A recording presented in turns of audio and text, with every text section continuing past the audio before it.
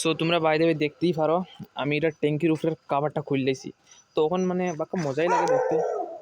ওরে ভাই এটা কি?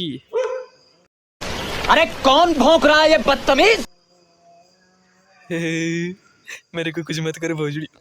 তো বাই দ্য ওয়ে এখন বাইকটা অনেক সুন্দর লাগে, চিকচিকি করে মজা লাগে বাক্কা। তো তোমরা কীরকম লাগছে কমেন্টে কইও।